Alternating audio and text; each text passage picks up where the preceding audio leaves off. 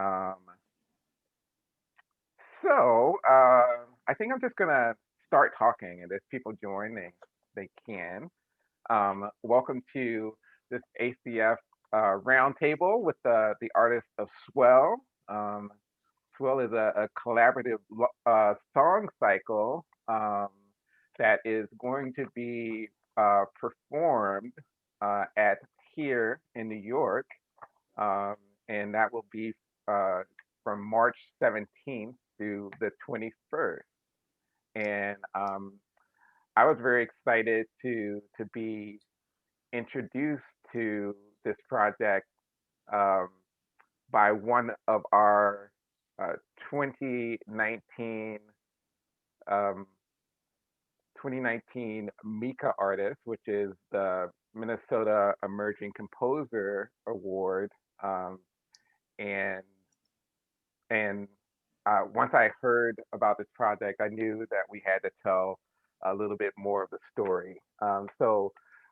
Lena Parpich introduced me to Melisa Tien and this project, and we're going to have a discussion about all things Swell today.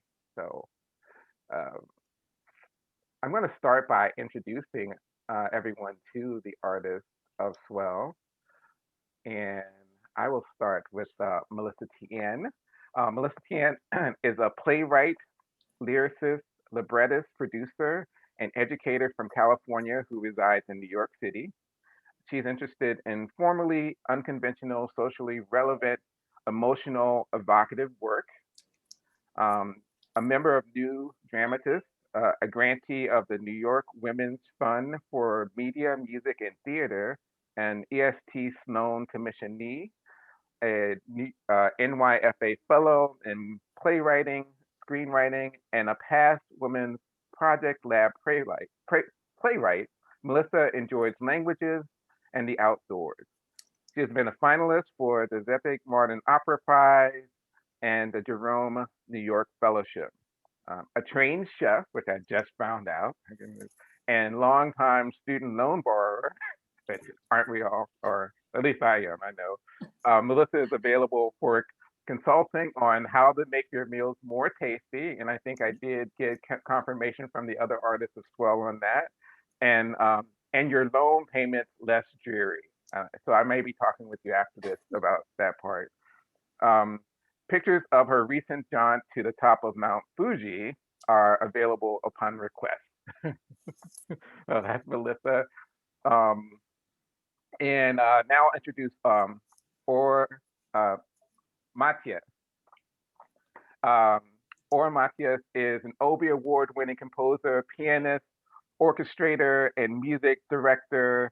Original and scores include The Wave from 2020, the fall of 2020, Rise to the Tap, um, songs from Under the Bed, which is an album, a children's album that will be released this spring, um, among others.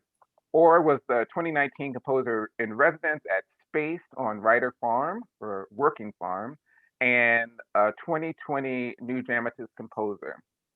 He's also been a musical director, conductor for Natasha, Peer Great Comet of 1812 on Broadway, Moby Dick at ART, through ART, and Octet, which won an Obie Award at Signature Theater, First Daughter Suite at the Public, Preludes at LCT3, which was the Lortel nomination, and more. He holds a BA from Juilliard and an MFA in the uh, music, graduate music theater and writing program at Tisch, where he won the Dean's Award. He is a Yamaha artist and serves on the faculty at Manhattan School of Music. Thank you. And yeah, nice to have you here. Nice to be here. It's very embarrassing to hear all those things back to back said about you in real time, but I really appreciate you taking the time to do that. Oh, absolutely. It is very impressive, as are all the accomplishments of our artists today. Um, Next will be Izzi Ramkissoon. He's an award-winning electroacoustic multimedia composer, performer, and sound artist. His laptop and bass are the control center of his sound. I'm loving the sound of that. He has written works for a variety of media, including theater, dance, installations, alternative controllers, and interactive media. His compositions deal extensively with the use of technology in composition and have been featured at CHAMAS, the New York City Electroacoustic Music Festival, the new um, uh, what is it? The NIME and Spark Lumen Look and Listen Festival, Black Maria Film and Video Festival, World Maker Fair, MATA, and numerous other venues and festivals, both nationally and internationally. In his work, he fuses media, technology, IDM, hardcore, classical music, concrete, and various other resources to perform interactive, improvisatory, and experimental works. Um, and that's a lot. You put a lot into your music. Yeah. um, Yeah, thanks for reading all of this. yeah, absolutely. And we're happy to have you with us. And then finally, and last but not least, is Justine F. Chen. Um, and the New York Times calls her work propulsive and emotionally resonant. And she is born in New York and has been commissioned and uh, presented by presented by the New York Opera, the New York City Ballet, Juilliard, American Lyric Theater, NYFOS, Tapestry Opera, Jack Quartet, Opera America, and Chicago Opera Theater. Her opera Jean was praised as lyrical, atmospheric, striking, and balancing despair and humor by the New York Times. And recent projects include Life and Death of Alan Turing, which is an opera, a choral piece, Motion Studies for the Crossing, and Seven Sisters, which is a chamber opera. She's also received the Jerome Fund for New York, the Francis Gillette Charitable Lead Trust, and the 2020 Female Discovery Grant from Opera America. Thanks for joining us, Justine. Thanks for having me. Yeah, absolutely. So I wanted to start by asking Melisa to sort of give us a background on this piece and why you um, created it and what inspired you to do this work. Yeah, well, I'm trying to think of how far back I should go. Okay, I'm gonna go back to 2016, like 5 years ago. I was in my first year of a 7-year residency at New Dramatists, and I participated in a program that they sponsor called the Composer Librettist Studio with Ben Krywas, who is, he's based in the Twin Cities. He's the artistic director of Nautilus Theater Company. And he is all things wonderful and music theater in the world. That's who he is. I had no idea who he was or what that program was going to be. And when I came out of it, I thought, I cannot exist as an artist without including music. I just can't do it. Yeah, it opened up so much. I couldn't believe it. I couldn't believe what I was missing out on, you know? And so after that, I continued to collaborate with some of the composers I met in that studio. So it was 5 playwrights and 5 composers that worked together. We all got a chance to work with each composer. And about 4 out of the 5 composers that I met, I continued to work with on other projects after that, because I just got so obsessed with working with composers, with music, in any way that I could. So fast forward a couple of years later, 2018, one of these composers invites me to a new music festival. And I was all about that. I was like, yeah, let's go. I'm so excited. I've never been to this festival before. And I was listening to all this music. It's super great, super interesting, just totally right up my alley. New and exciting and different, smart, really smart music. And then there was this one piece that was written by Natalie Joachim. She comes up on stage. She starts talking about her family, about how she went to Haiti to visit her family in the village where they were from. And I just started getting this feeling like, wow, this is bringing me back to something. I've never been to Haiti, but this is taking me back somewhere to my own past. I started thinking about my family in Taiwan, the last time I had been in Taiwan, which is many years before that. And I just got this just flood of emotion and memories. And I was like, whoa, like this, I did not expect that. And so when I left that festival, that experience stayed with me. And I kept thinking to myself, who else out there is making new music like that? I want to work with them. Like I was, I really was so excited about the prospect of being able to work with somebody like that, or many people like that. And I thought, well, if there's any place that I could probably find composers who are immigrants, children of immigrants, who are interested in writing about that history, about the countries that their parents were from or that they were from, it should be New York. New York just feels like it's a big city. A lot of people come here from all over. And I just started looking. And it was a kind of a hard road. It was really, it wasn't easy to find people. I was trying to put together a mini project, and I was thinking maybe I could invite a bunch of different composers who identify as immigrants, children of immigrants, to contribute a song to a song cycle. Because I thought, well, rather than work with one person on a full-length piece, if I just ask different people to contribute one song, maybe I could get a bunch of people together. That would be sort of my dream situation, that I got to work with 10 different composers on different songs. And I thought that the way to do it for me, that made sense to me, was to ask each of them, would you be interested in writing about some aspect of your immigrant experience? Whatever that means to you. It could, I don't care what style it is. The only thing that I ask is that you touch on that experience somehow. And I was looking for composers at the same time that I was applying with this idea to a developmental program that here in New York City offers artists. So you apply and then they sort of shepherd you through a development process for 1 to 2 years. They provide a little bit of funding, and eventually there's a full-blown show that comes out of that, usually.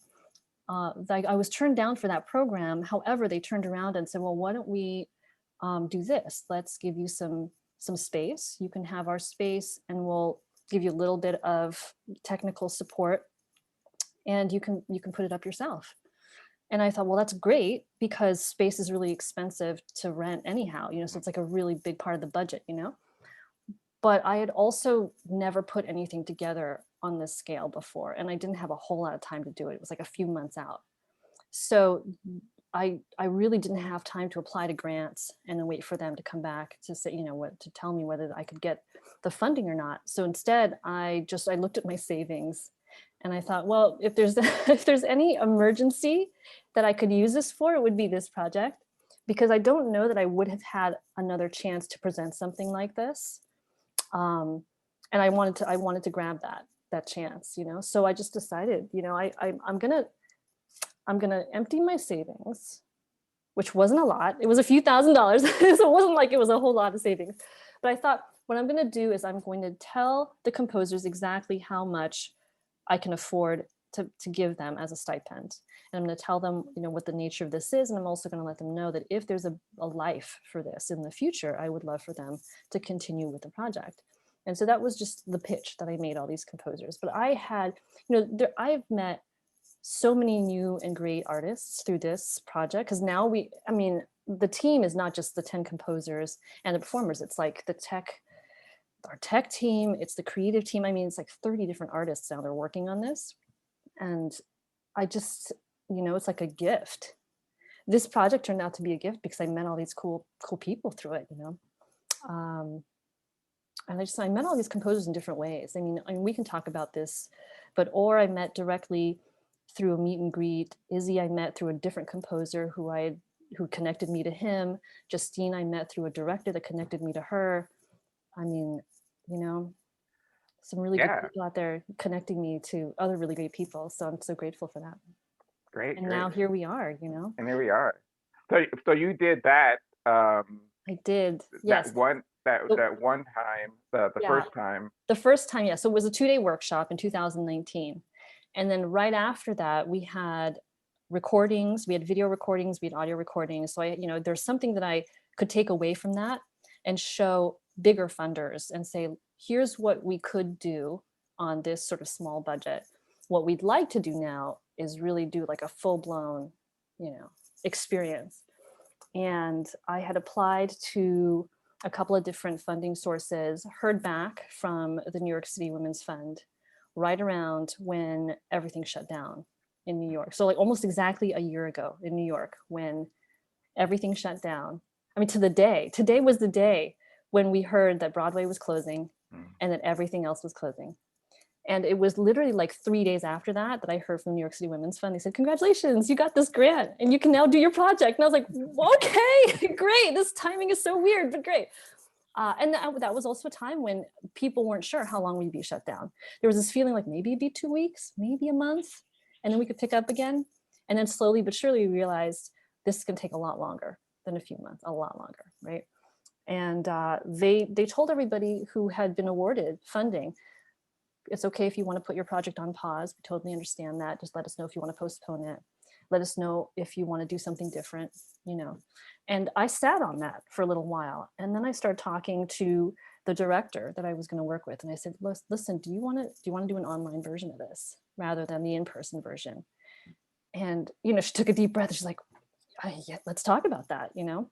And she had already had some experience doing that. And by now she's got even more experience. I mean, she's been working on digital operas and digital multimedia. I mean, she's like the expert on that now. But back then, you know, she was just sort of starting to, you know, explore that. I'm so glad though. I'm so glad we said yes to that. I'm so glad we sat down, talked it through and said, here is possibly how we could do this online. And since, you know, that's what we've been doing. When we went through all the rehearsals completely remotely, and there were people singing together and playing together, and it was amazing, just like magic, like really magical. Literally, like it just felt like magic. Like how is that possible, right? And we're doing staging rehearsals now, completely remotely. Same thing, people are singing together. And we're going to do the performances live, and everyone will be remote, and they will be magically synced together. Wow. That's really the magician behind that is our audio engineer. His name is John Robertson. He is the one reason why we can do all of this. Wow. I think I'll a little later I'll ask a little bit more about that process because what you told me was really fascinating. So I want to get back to that, but I want to hear from your collaborators, the composers, and what drew you to this particular project, and maybe even, you know, as I mentioned at the top of this, like I feel like it's a really important time for these stories and these voices to be heard. So, you know, why do you think projects like Swell are important at this point in our country? Anyone, or you can go. Sure. So in full candor, the thing that drew me to the project was Melisa, very, very specifically. So Melisa had mentioned that she and I met at this kind of like, what would you even call it? Like a little bit of a meet and greet, like songwriter, whatever it is, songwriter mixer, yeah. Which we showed up to because we were promised pizza and wine and a bunch of songwriters who kind of partake in various different styles showed up, and Melisa and I ended up, I think, chatting for quite some time during that event. I think you were kind of the person who I talked to the most, and we realized that we shared many similar ideas. And I just kind of now remember that even before the evening was up, you kind of had this hunch. You said to me, you know, I might have something just like planted in the back of your mind. I might have something for us to work on together soon. And then you called me up about a week or two later, and we met up for coffee in Lincoln Center at this lovely cafe called Indie, like literally right underneath Lincoln Center. And you told me about the project, which sounded so fascinating. And I cautiously admit, I think you had reminded me of this subsequently, Melisa, that when I first heard about this project, I was a little hesitant. I wasn't sure. I was like, do I even qualify kind of for this rubric as this like a project about immigrants? I had kind of felt like I had been here long enough that I didn't even know if I could really consider myself an immigrant. And just to kind of really specifically answer your question, Dameun, I feel like this project opened up in a good and also like kind of complex way a whole can of worms for me about my identity here in the States. I've been here for gosh, almost 17 years now. But for a vast majority of them, I had a very, very hard time writing music and writing songs, and kind of could never identify why. And one of the things that this project made me do was kind of go back and thinking about what I want to write, think about what are the things that I'm missing, what are the things that have been missing from my life as a transplant while my whole family is living abroad. And really kind of coming to this conclusion that the thing that I'm missing the most unequivocally is my language, is my native tongue, which is Hebrew. And it's the one that I grew up speaking and emoting in and writing all my songs in, and my foray into composition was songwriting. And so I would sit at the piano and sing melodies in Hebrew, and those would be shaped into songs and then later compositions, etc. And so kind of not being here and not having a strong community of people who spoke the language, and trying to write in English, something felt very detached. But in the process of writing the piece for this specific song cycle, I started again just like writing sketches in Hebrew. And suddenly all of this music came pouring out of me in a way that hadn't for over a decade. And it just felt so effortless. I was like, I could sit down here tonight and write 5 songs just in an hour sitting. It was like just easy. It felt like childhood again, where it was not like this is an assignment. It was just like, this is an extension of my emotional center. It's that simple. And so I started from there. And the song that I ended up submitting for this cycle, called "Don't Start Walking," was also started in Hebrew, and was kind of a direct response to my relationship with my family abroad, and kind of seeing a family is like a circle of life, and as they continue their circle of life, and I have to see it all through either a Zoom screen or FaceTime or whatever it is. That's kind of what the piece ended up being about. But so this project means a whole lot to me emotionally, because it really kind of inadvertently taught me an enormous amount about the last decade and a half of my life. So that's what that's been. That's it. That's definitely fascinating. Now, you also, I remember, so you have the children album that's coming out, the Under the Bed. Yeah, so And you talked about sort of creating that piece too, and you wrote it in Hebrew, yeah. and but you're also doing it in English as well. And that, so about that translation, how does that work for you? Yeah, it's an interesting process.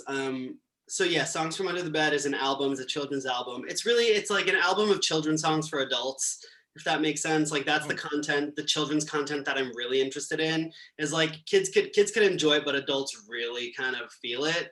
So that's kind of what the album is. And it was written all in Hebrew. It's literally like I'm editing the last mixes like tomorrow. It's literally about to come out in Israel in Hebrew. And it's also being translated, as you said, to English, and going to be released in the States in about a month or two. But yeah, the translation is weird because in Hebrew, my lyrical voice it's not a literal lyrical voice. It's quite poetic, which is kind of akin to the lyric writing that I had grown up with. And that's a really interesting thing to try and translate, because you're not just translating words, you're translating like long form meanings of combinations of words. And so it's not just like, you can't just translate the aphorism and be like, okay, this scans well, this word will replace this. It's like, but what is the emotional crux behind it, and how does that sit in conversation with the rest of the song, etc. So it's been quite laborious to figure out the translation, but it took me about 4 months to translate the 15 songs, because I just like couldn't find it. And then finally one day I was just like, okay, I think that's it. And I'm really, really curious to see how the album will be received in its not native language, and whether it will communicate as well. So it's a very interesting process. I definitely look forward to hearing that, and and buying both versions Did of you? it as well. Right. Uh, Justine, how about you? How, what drew you to Swell? Well, so it was 2019, which was a super stressful year for me. I was getting ready to move from New York, and I'd lived there for a long, long time. And I'm born and raised in New York, and I was about to leave my apartment where I had been for a long time, and I was really stressed out because this is the very first time I've moved, also like out of, as an adult. And I had, my father had passed away a few years before, and I was like, I don't know, stressed out about all of those things. And Melissa writes this, like, it's like, hi, I'm Melissa, and I have this, idea, this song cycle about, children or immigrants or children of immigrants, and talk about that part of, I want artists to talk about one moment of their personal history that connects to being an immigrant or the child of an immigrant. And, as stressed as I was like, yes, yes, I must do this. And there's something like, and then, so she was like, oh, let's talk. And so I got on the phone with her.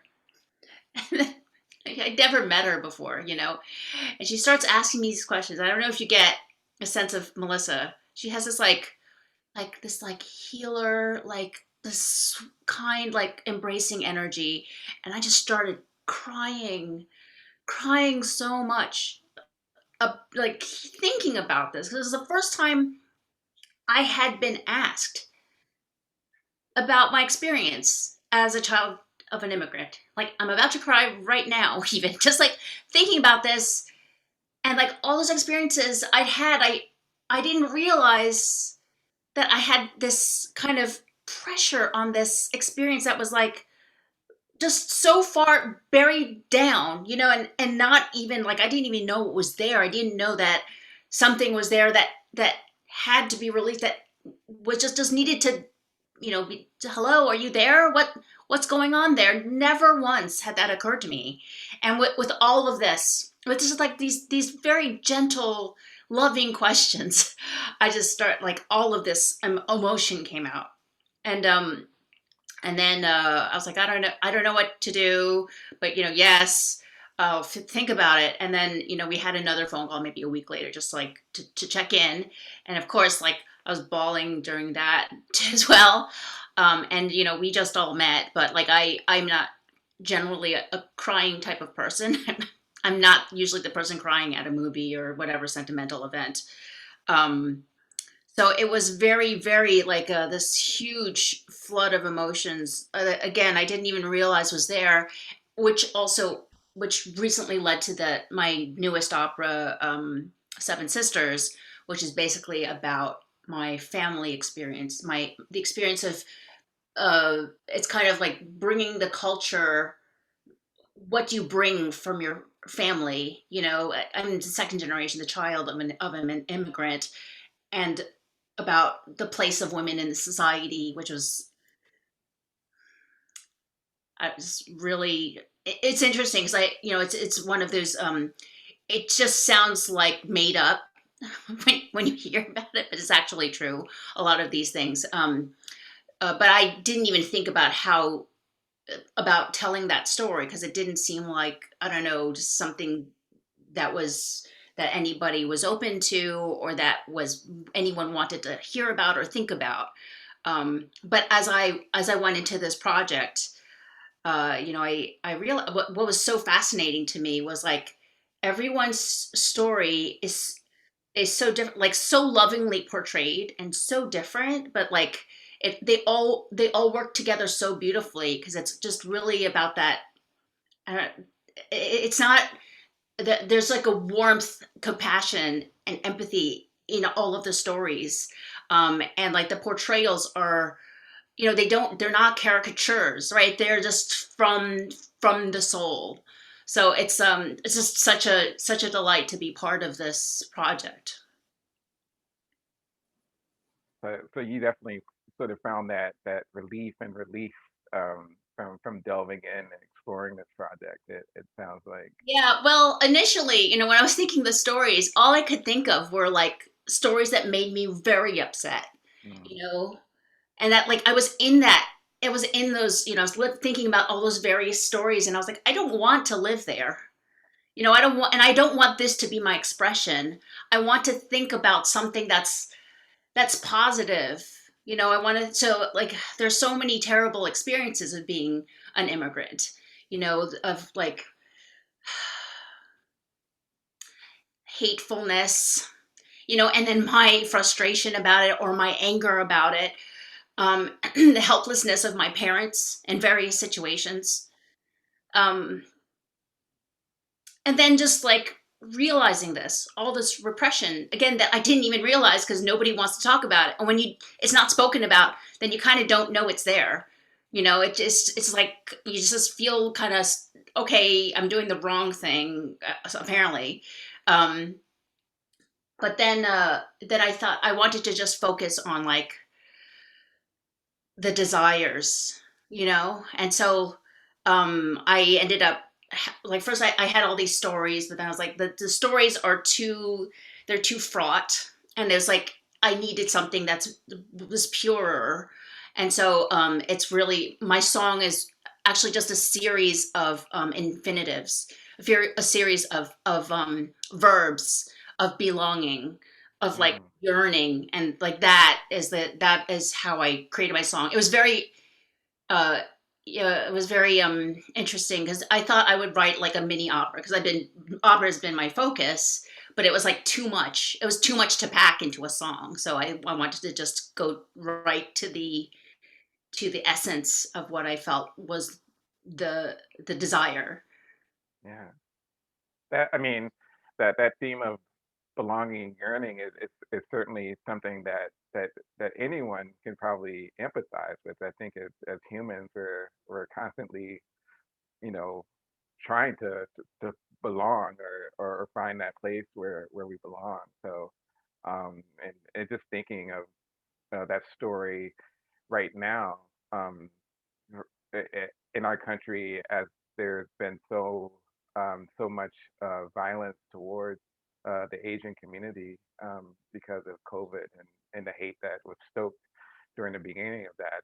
It seems like this song and can do a lot to create that connection and understanding. So I'm very much looking forward to hearing it. Um, yeah. Um, Izzy, Hi. how So, I mean, when Melissa reached out to me, it was a reference from a friend. And I mean, Melissa has this great way of communicating when she gets to um, talking. And, what really attracted me to Swell was all of these ideas that Melissa was investigating within her probing questions. And I think she's making you go back and look at, some of your past experiences, some experiences that you may not have had time to kind of like investigate. Um, and I feel like I've told, the piece that I wrote, I feel like I've told that story in other ways, but in this way, it's really given me an opportunity to think about it deeply, and kind of think about those specific ideas which may have not given the chance in the time I've been creating music. So in many ways, when Melissa's asking me these questions about immigration and what it means to be an immigrant, um, it's producing a conversation between both of us that happened very often, and you can tell between the other composers that this is a conversation between multiple people that Melissa's having this with. And I mean, you're attracted to this idea of not only you having this conversation, Melissa, but with other people. And when you get in a room with all of these great composers and these great artists and these great technicians, and you start to realize that everyone's got this unique story and experience with immigration. And some of your stories are shared with these people. It in itself is creating a home for people who have these stories of immigration, and a platform for composers who maybe haven't investigated their idea of immigration in the United States, to kind of give it a voice. And in many ways, I know for me that I'm hoping that this humanizes the idea of what people think about immigrants, and those stories that are throughout all the wonderful compositions that you'll hear. You'll hear people talk about home, people talk about identity, people talk about loss. And all of these concepts are within, it's like built in into immigration, which I'm starting to realize. I'm just like, everyone's feeling this. You're feeling like, in some ways, that you've been on a bill with other events, and you're the composer on that bill, and they're not asking you to talk about, like, hey, Izzi, what's your sense of identity, and do you feel like you belong here right now? But Melisa is, she's like saying, hey, like, what are some of the things that you felt like, trying to, become an American, living in America, try to survive in America? And, I think, that survival aspect that people are always trying to get by, and you're going from one gig to the next gig to the next gig. You're not thinking about these questions. You don't have the time to think about these questions, because no one's really asking you to take a retrospective look at your life and think about why you do the things you do, or what are some things that you struggled with when you first came here. What are some things that your parents struggled with when you first came here? And that was very exciting when we had that first conversation about that, because I made a piece called Copper Rings, and it was about a time when I was younger, somewhere in elementary school, and I pronounced the word batteries like batteries, and it became like a thing that people looked at, and they said, well, that's not the right way to say a word. And I mean, I've always heard that word in my home pronounced that way. And then you start to question, what's the difference between your home life and what's the difference between your academic life? And when you're inside academic institutions such as school or any other institution that is, kind of has its rules about the way to operate, and you come from your home life, and this is your home. This is, what is familiar inside of your home. What is right inside of your home. You start to see the differences between what you do and what your society does, and what your culture does, and then what this other culture is doing. And in many ways, you have to kind of have this code switching, or this, it's almost like two different pieces of music playing side by side, and if you have two pieces of music playing side by side, it produces this friction, this internal friction between you and the society, and then you kind of working with the nature of that society. And that became something very interesting to explore with Melisa. And I think the way it has kind of influenced me in the way I've been thinking about my new work. I've always had like a dialogue with current events, but I've never had a dialogue about previous events. that I've experienced. And I think with some of these new pieces that I'm starting to think about, it's making me reflect on some of those older experiences, because I find that there's a shared experience with not with immigrants that need maybe to hear some of this, but there's also a shared experience with, you know, humans that need to hear this. And when you start to dive into that, I think anyone can come and listen to all of these pieces and hear something that is within themselves. And that's really exciting to promote, you know, that we're all humans at the end of the day. We all cry, we all have successes, we all have things that we struggle with. And if you want to make me feel, and at the time when this came about, I was thinking a lot about immigration, and this just became the perfect platform. I mean, I was just like, you know, like people are being thrown into cages. Now, what makes a person throw someone else into a cage? You know, do they think they can't sing a song like you? Do they think their kids don't feel the same way as you? Do they not think they write children's songs? You know, do all these things are just pushed aside? And I feel like this brings it to the forefront. Like, it's not something you push aside. It's something that you can experience, and these people feel things. You know, all of us feel things. And you know, I think influentially, through working with Melisa and this group, I feel like there's more to be said, and it's just the beginning of many composers producing more diversity within their program, and more composers producing more diversity in their funding.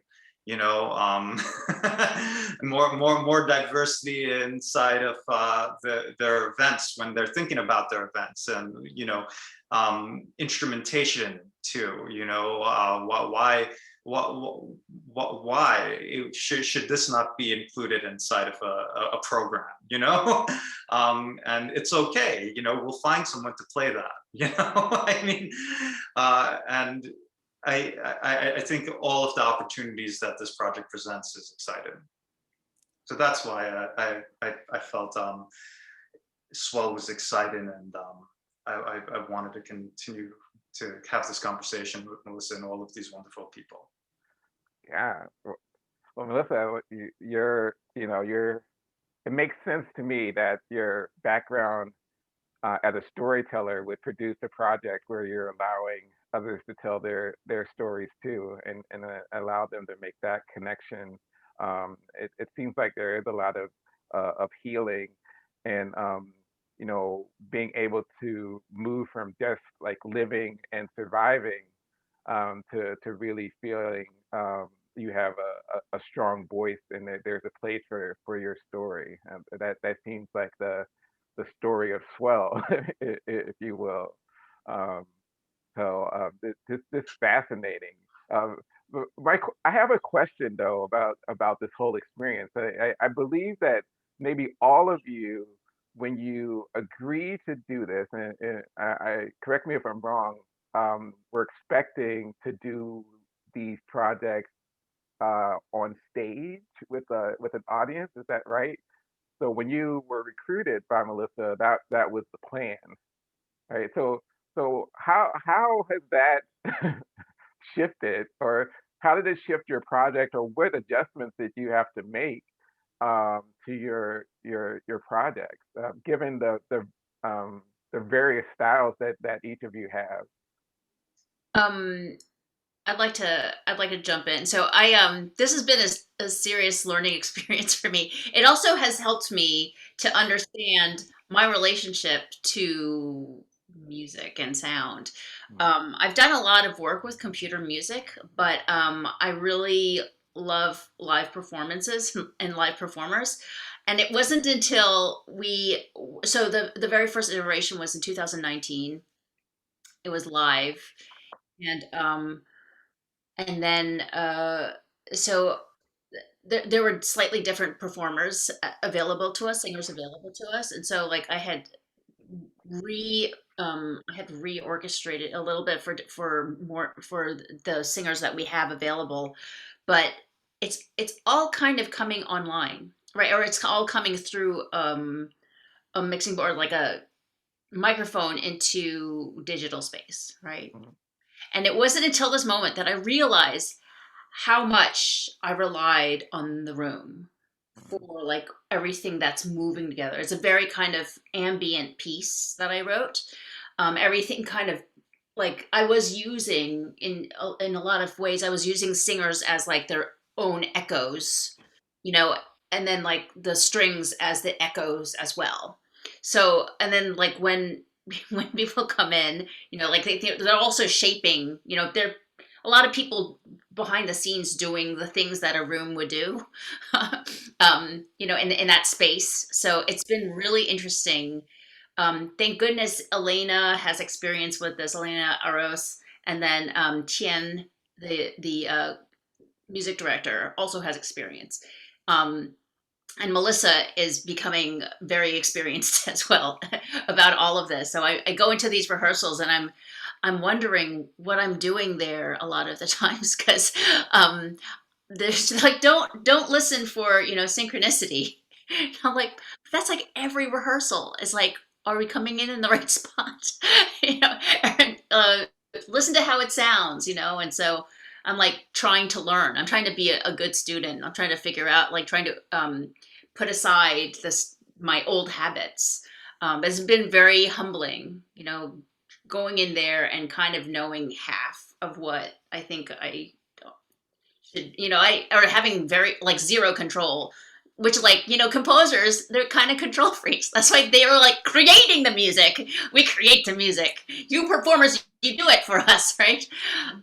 So it's been extremely, yeah, again, so much gratitude to the performers and the sound engineers and Chen, who is working to coordinate everyone together and adapt the style to a microphone, for me, a microphone ready, microphone friendly performance. It's become more intimate actually because of the microphone. There's no hurdle, of the audience between the performer, between the audience and the performer. So it's been really fascinating. I love it.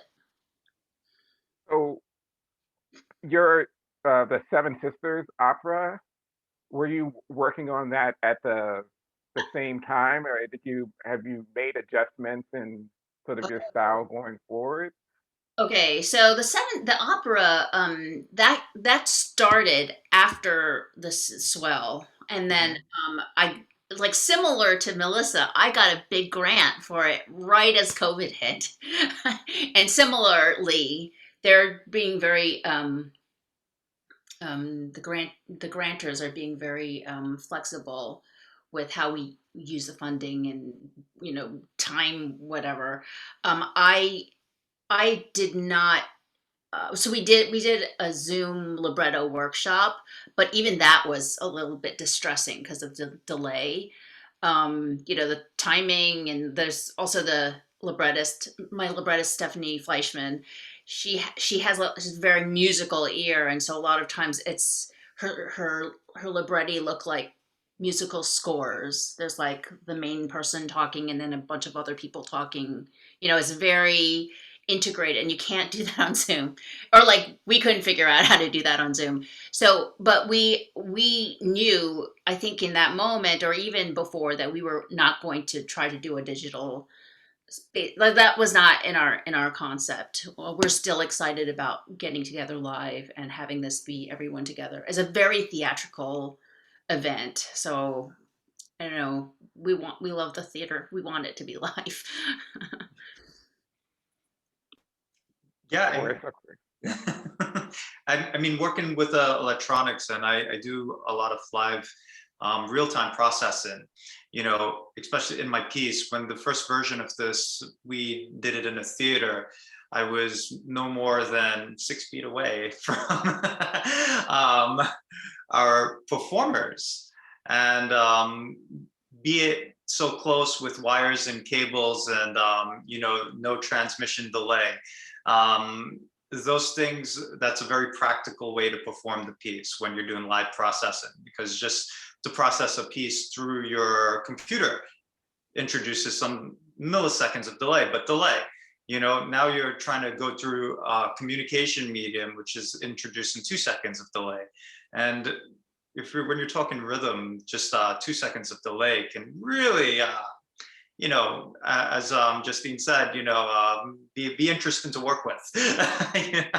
And we have some wonderful technical wizards behind the scenes who are, as Melisa said, John and, you know, Tien, who is a wonderful music director, who is able to work through some of these issues.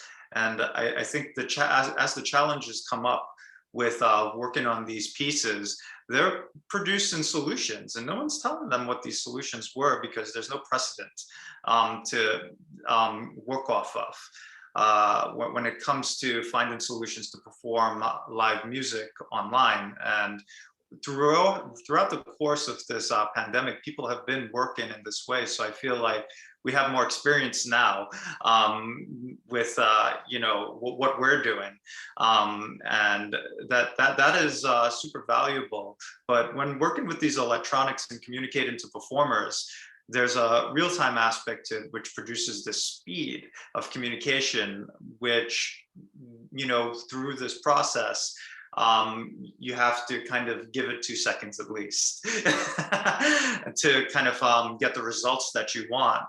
And it's made you think about exactly what you want from your piece and produce more detail inside of this way. And I think a lot of the pieces in some ways have benefited from working online, because we've had to be so conscious about what we're asking people to do, you know, and everyone's so busy in this day and age, even with Zoom, because people could be on Zoom for 16 hours, you know, but we're so conscious of what we're asking everyone to do, the performers, the engineers, the technicians, the people who are directing, that we want to be very specific with our requests so that we can get to the end goal of producing this live performance. And rehearsals have definitely been, you know, great. And I feel like we've learned a lot from what not to do through some of those things, which, you know, in this week that has just passed, it's been rehearsals. It's really culminated in a mastery of the medium in a lot of ways. So I was surprised to see what you can do as well. You know, being on a lot of Zooms myself, I never knew that, you know, the staging and the visuals and the, you know, the sound can be so amazing. And I appreciate working through those challenges to see what the success can look like using this as a way to communicate art.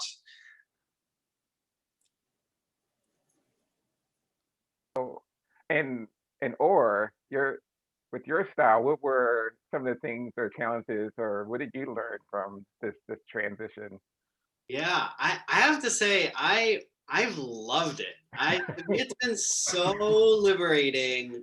I know for myself, and dear Jill Daw, hi Jill, who has worked on my music before with me in the room, and I know I write this music and I have such a clear pardon me, idea in my head of like how it needs to go in the moment, and I it's hard for me to be in the room often when things are happening and being workshopped. And I think there's been something about this, which I've also found, by the way, in like recording this album that I recorded like entirely, like none of the musicians sat in the same room even once throughout, because it all happened over the quarantine. And so like the cool thing is, I've gotten to collaborate with people from all over the world. And like even with this project, it's like people that I might never get to be in a room with otherwise, who are suddenly able to participate in these events and these projects.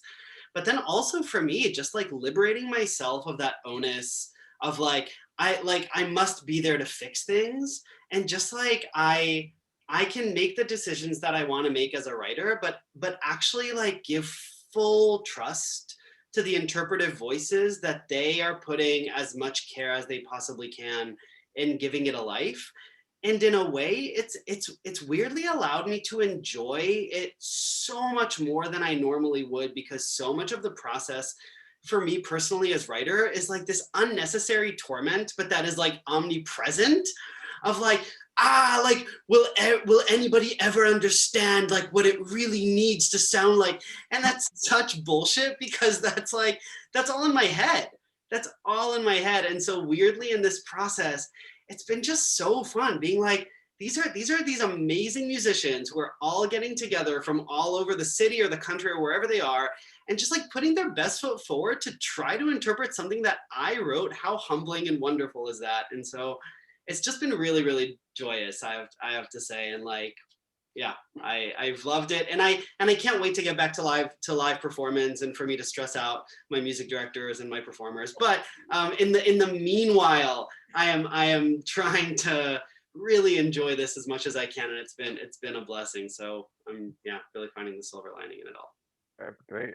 I like that idea of liberation from that stress. I think we all do that for ourselves as creators a little bit. So, Melissa, when we talked before, and all Justine, Izzi, and Or have all mentioned Tien and John Robert, and you told me about the process of rehearsals and putting this together, which to me sounded really fascinating, because as Izzi said, we've all been trying to figure this sound thing in the virtual space out. So I wondered if you could talk a little bit about sort of what John and Tien are doing and putting this project together for a virtual showing. Yeah, sure. I'm gonna try and talk about it because I have a feeling that if John were here, he'd be able to speak on it much more clearly. But the process has actually evolved from the music rehearsals until now, which we're doing staging rehearsals now. So initially, when we were working just on the music, the very first rehearsal we had everybody come in on Zoom, and we had given all of the performers Pro Tools sessions that included different mixes of each song, and they could choose which mix to listen to as they played their own part to it. So if we were in the same room together, they would still be doing the same thing. They'd be playing just their own part, right? It's the difference is that they can't hear live everybody else playing. They're hearing recordings that they're playing too. And maybe it's a recording of a click track, or maybe it's the recording of everybody else playing, or maybe it's the recording of themselves. They can choose kind of. So that's what their experience was. And for the people just listening to it, like the music director, like myself, like anybody else who wasn't performing during those music rehearsals, that the sound would get piped into a separate URL and not through Zoom. So everybody would mute themselves on Zoom, and then the sound would get piped through Audio Movers Listen To, which is a plugin for Pro Tools. And we would be able to listen to everybody mixed together that way. And that's how the music director was able to tell what the texture of the song would, he could sort of like see in advance, what the texture of the song could be based on these sort of initial tentative, explorations of the music. And as we had more music rehearsals like this, the two things happened. The performers got much more confident in terms of what they were playing and what the songs were and how to interpret the songs. But at the same time, in between each music rehearsal, they made recordings that were progressively better and better of their own role in that song, so that new mixes could be made for everybody. So as the music rehearsals progressed, there was this sort of like tightening, I would say, a sort of like tightening of each song and of the syncing together of all the players and all the singers. And that actually continues to now, it actually continues through the staging process, because we just did like one final round of recordings for everybody to be performing to when they're listening to the sessions, the mixes, and they're singing along to them. But that has changed so dramatically between then and now, because now that we're doing staging rehearsals, there's the added element of green screens, video on the green screens, placement of bodies in front of cameras, all the stuff that attends the visual part of it. Like first we work on the audio part of it, and now we add the visual element. And then you add at the very, very end, like the last thing is just this sort of comparatively minor technical elements, like what's the first thing someone sees when they first enter the space, what does the title card look like, that kind of thing, right? Yeah. And it's been such an experience trying to explain to the composers initially what the process as I understood it was going to be. And then when the composers come in the room, I just remember the very first time that Justine came into the rehearsal space. I think that she entered right as one of the singers was sharing their screen with our audio engineer, John Robertson, because he took control of their computer for a moment because he was trying to fix something in their Pro Tools. And she's looking at this screen share and she's looking around her and she's like, everyone's like, chatting at her. Here's the link to listen to this because you won't be able to hear it on Zoom. Make sure you mute your Zoom and make sure all this stuff happens. She's like, what is happening here, And then she listened to it and she's like, how, and people were just going, how is this possible? And I remember another one of our composers came in and like 30 seconds after she entered the Zoom room, she chats to me and she says, I feel like I'm in a science fiction film. Like she's like, I can't even comprehend how this is possible. So this is kind of like what it's like to be in those, rehearsals. I mean, now it's a bit different. Now it feels a little bit more, to me, it feels more like a traditional rehearsal because there's so much sort of bodies moving in space kind of staging happening. But they're still working with Pro Tools. We're still using audio movers. We're still having people mix it live and then push it out, through this other channel. It's pretty special.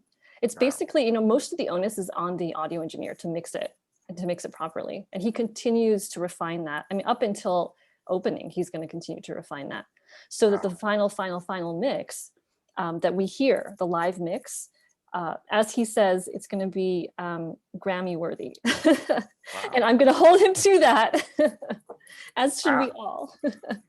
So this we could see this in the future somewhere recorded, or maybe you all on stage accepting a huge Grammy award. Oh my gosh, I would love that. I would love if 30 people on stage accepted the award for this project. That would be amazing. It could happen.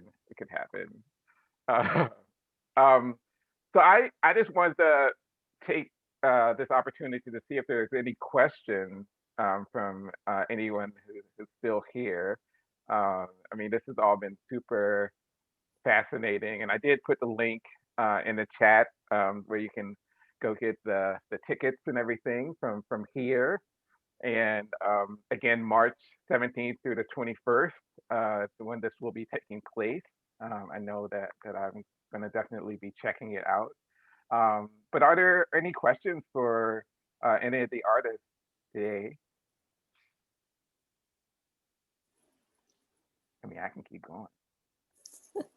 I didn't mention this earlier, but I just wanted to go back to my very first conversation with Melisa. I think that, again, that was like the very first time I'd spoken about being an immigrant or being the child of an immigrant and what that meant. And I definitely, it was such an interesting moment for me because I grew up I went to three different schools when I was younger. I was in a school where I was like one of three Asian kids, and that's my academic school. And then I was in another school, a music school, where there were a lot of kids like me, children of immigrants who played music, who good at school. And then the third place that I was at was ballet school. I was one of like two Asian people in the whole school, but for some reason it didn't feel alienating. I'm still not sure why that is the case.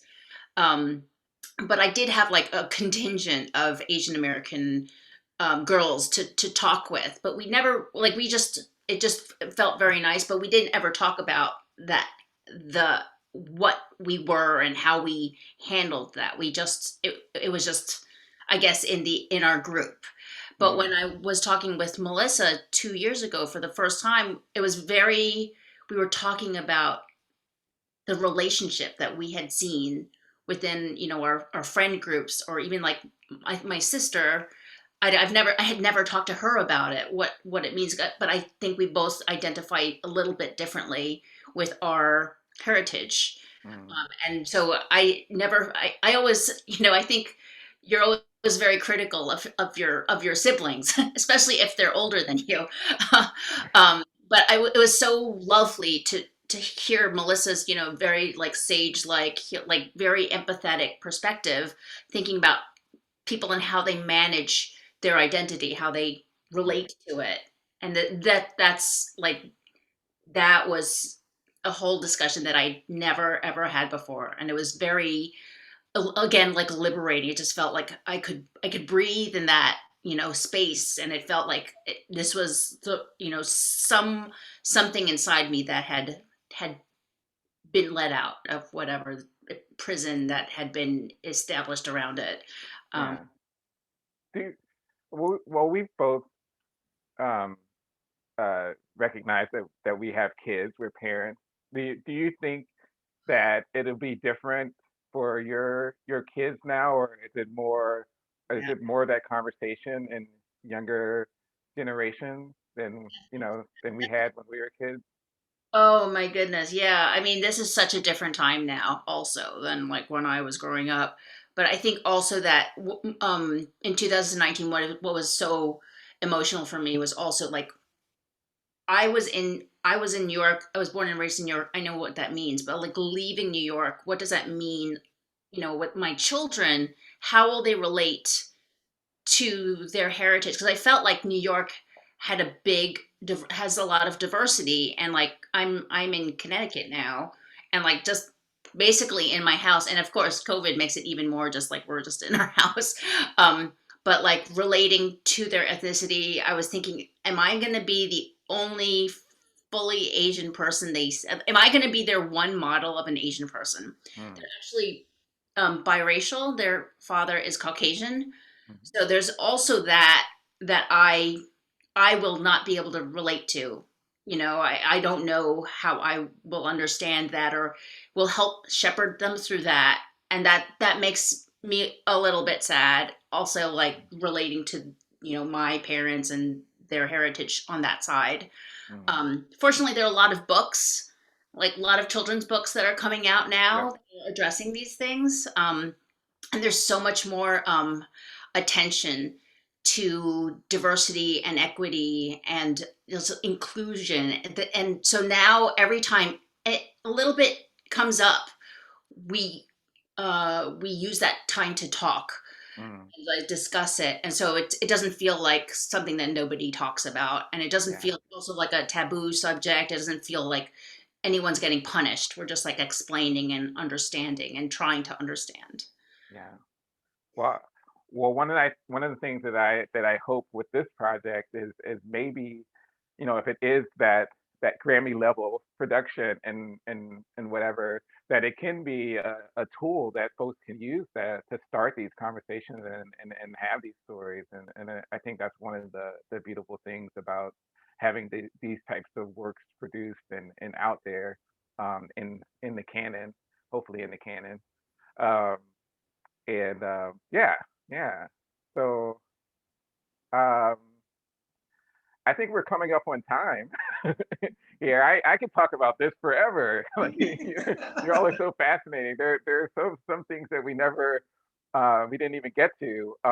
But I really want to thank you all for taking the time to join us and sharing your stories um, with our ACF audience, and look forward to seeing you all um, and your work at some point between the 17th and the 21st. I have to get my ticket. So, but I did drop it in the chat, so make sure that you all go and check it out.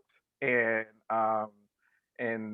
this say thank you to Justine F. Chen, um, Izzi Ramkissoon, and or Matias, and then especially Melisa Tien for putting this project together. And we can't wait for more. Can't wait for more of this.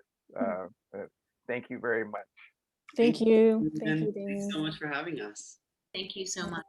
Thank you so much, Dameun. Yeah. All right. See you later, and good luck with the rest of the process and the rehearsals and everything. Thank you.